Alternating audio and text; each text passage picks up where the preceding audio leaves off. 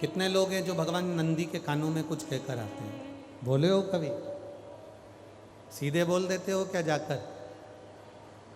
नंदी के कानों में कहने का भी एक तरीका है।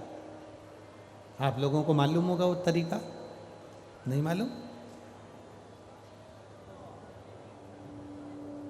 ये बेलपत्री की जो डंडी रहती है ना, बीच का जो भाग है, ध्यान दिए ना जरा सा, ये बीच की जो डंडी है, फिर से देखिए, बेलपत्री के 2 पत्ते और उसके पास में जो बीच की जो डंडी का भाग है, दिख रहा है आप लोगों को?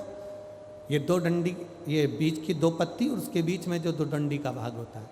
जब हम देवादिदेव महादेव से कोई बात कहने वाले होते हैं ना कि बाबा बहुत दुखी हूँ, बाबा बहुत तकलीफ चल रही है, बाबा मैंने एक कंपटीशन एग्ज़ाम में परीक्षा दी है, बाबा मेरे जीवन में ये तकलीफ हो रही है बाबा, तब इस बेलपत्री की जो ये डंडी होती है, इस उंगली से, इस अंगुष्ठ से इस डंडी को पकड़ा जाता है और बाबा के कर्ण में कहने से पहले ये हाथ को नंदी के ऊपर रखकर फिर हम बाबा के नंदी के कानों में कहते हैं और चलते समय इस बेलपत्र को अशोक सुंदरी की जगह पर चढ़ाकर वापिस सजाते हैं। देव अधिदेव महादेव को पार्वती की बात मानना ही पड़ती है और वो कहना ही पड़ता है।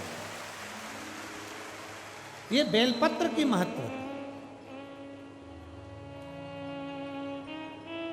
ये जितना फल एक बेलपत्र की पत्ती में, उतना की उतना फल हम आपसे फिर कहेंगे।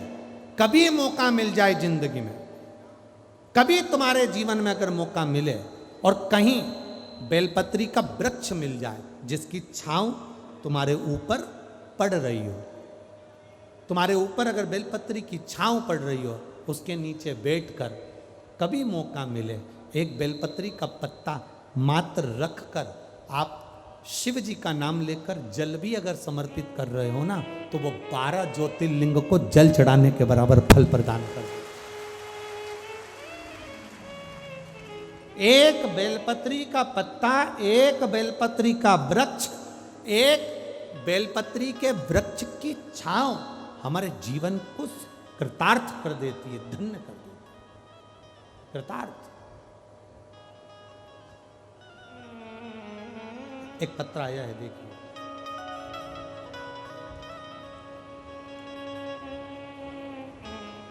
सार्थकता को सिद्ध कर, शिव तत्व को प्राप्त करना।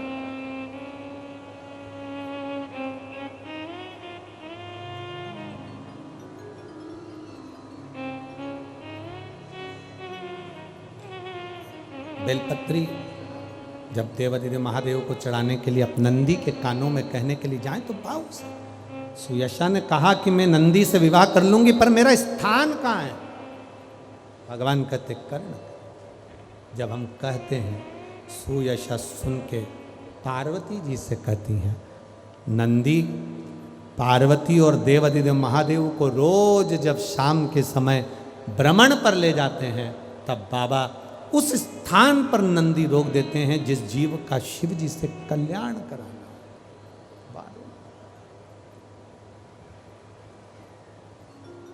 एक पार्थिव शिवलिंग के निर्माण का ये फल है कि सुयशा को नंदी पति के रूप में मिले और शिव की सेवा करने का सौभाग्य प्राप्त हो।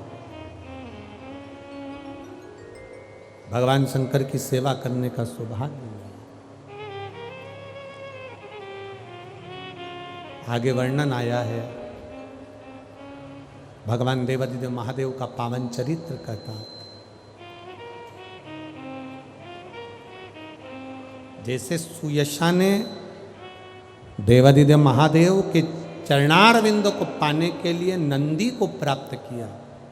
शिव कथा कहती है,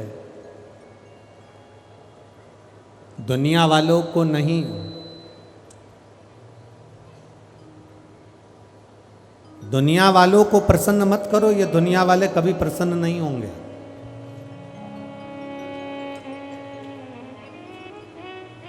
दुनिया वाले अगर प्रसन्न हो भी गए तो थोड़े दिन तुम्हारे साथ में अच्छे से रह सकते हैं। शिव महापुराण की कथा कहती है, दुनिया वालों को प्रसन्न मत करो। शिव कथा कहती है, दुनिया बनाने वाले को एक बार प्रसन्न कर लो तो तुम्हारी जिंदगी सार्थक है। जीवन सार्थक हो। आप अगर हमारी आदत होती है, हम कई लोग ऐसे होते हैं जो किसी ना किसी को प्रसन्न करने में लगे होते हैं, किसी ना किसी को प्रसन्न करने में लगे हुए होते हैं। हमारे भैया को प्रसन्न कर लो, काका जी को प्रसन्न कर लो, ताऊ जी को प्रसन्न कर लो, ताई जी को प्रसन्न कर लो, अधिकारी को प्रसन्न कर लो, इनको प्रसन्न कर लो तो हमारा ये काम हो जाएगा। ना ना ना, शिव महापुराण की कथा कहती है दुनिया वालों को प्रसन्न करने से ज़्यादा जरूरी है दुनिया बनाने वाले को प्रसन्न करना। अगर दुनिया बनाने वाला प्रसन्न हो गया तो दुनिया वाले अपने आप प्रसन्न हो। आप इनको पकड़ने का प्रयास कर रहे हो, शिव तत्व कहता है उसको पकड़िए।